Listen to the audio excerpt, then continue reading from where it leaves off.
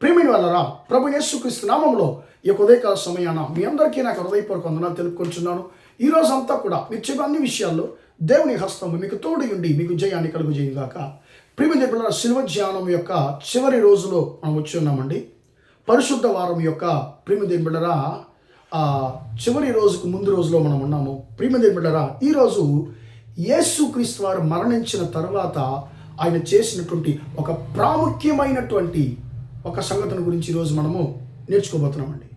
ప్రియమైన దేవుళ్ళారా, మత్తయి సువార్త 27వ అధ్యాయము 50 వచనం మనం చదివినప్పుడు యేసయ్య ఆయన బిగ్గరగా పిలిచి తన ప్రాణాన్ని తన జీవాన్ని ఆయన వదిలిపెట్టెను అనేటువంటి మాటను మనము మత్తయి సువార్త 27:50లో చదువుతున్నామండి. 51వ వచనం మనం చదివినప్పుడు అప్పుడు దేవుని మందిరపు యొక్క ఒక తెర పైనుండి క్రింద వరకు అది చినిగినట్లుగా మనం చదువుతున్నామండి. పెద్ద భూకంపం వచ్చింది, బండలంతా బద్దలైనట్టుగా మనము చదువుతున్నాం. ప్రియమైన దేవుడా, ఎందుకు దేవుని మందిరపు యొక్క తెర ఎందుకు చినగాలి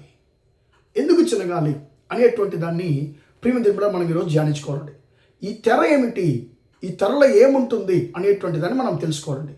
నిర్గమకాండంలో దేవుడిని యెహోవా ప్రత్యక్ష గుడారమును చేయడానికి మోషేకు ఆజ్ఞాపించినప్పుడు, అయ్యా పరిశుద్ధ స్థలానికి అతి పరిశుద్ధ స్థలానికి వాటి రెండింటిని వేరుపరిచే విధానం, వాటి రెండింటికి మధ్య నువ్వు ఒక తెరను కలిగించాలి. ఆ తెరలో నువ్వు ఈ కేరుబు యొక్క రూపాలను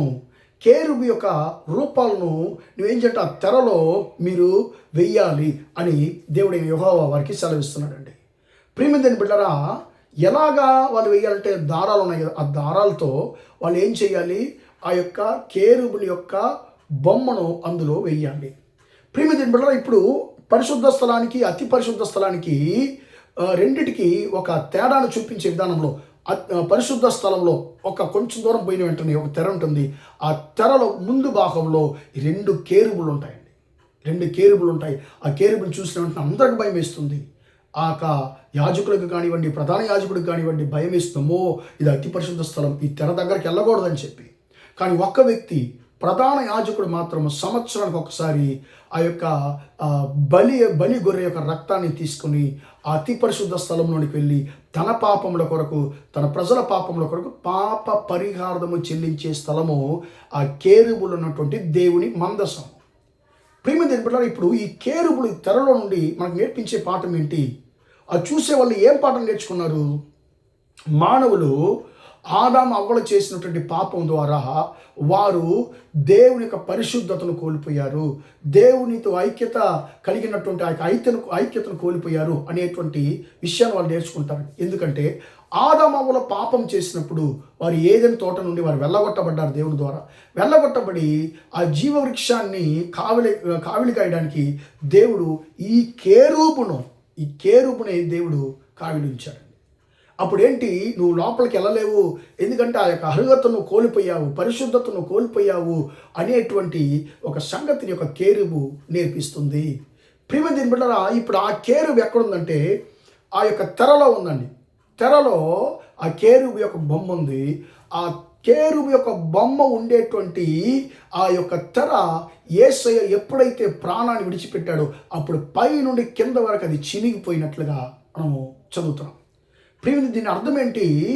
ఇంతవరకు తాత్కాలికమైనటువంటి పాప పరిహార బలి మీ కొరకు సమర్పించబడింది కాబట్టి మీకు శాశ్వతమైనటువంటి పాప పరిష్కారం కలగలేదు. ఇప్పుడు మీ కొరకు సిందించబడినటువంటి రక్తము పరిశుద్ధుడైన దేవుని కుమారుడైన యేసయ్య రక్తము. ఆయన నిత్యమైన ప్రధాన యాజకుడు. ఆయన తన ప్రాణాన్ని వదిలిపెట్టి ఆయన ఆత్మలో ఏం చేశాడండి, ఆయన తన యొక్క సొంత రక్తముతో, పౌలు భక్తుడు అంటున్నాడు హెబ్రీ పత్రిక 9వ అధ్యాయము 11-12 వచనంలో, మన నిత్యమైన ప్రధాన యాజకుడైనటువంటి యేసుక్రీస్తు గొర్రెల రక్తంతో కాదు, తన స్వరక్తముతో ఒక్కసారి ఆ పరిశుద్ధ స్థలంలోనికి ప్రవేశించెను అనేటువంటి మాటను మనము హెబ్రీ పత్రిక 9:11-12లో మనము చదవగలమండి. ప్రియమైన బిడ్డలారా, యేసుక్రీస్తు మరణించినప్పుడు ఎందుకు తెర చినిగిందంటే ఈ యొక్క తెర మనిషిని దేవుణ్ణి వేరు చేసేటువంటి తెర.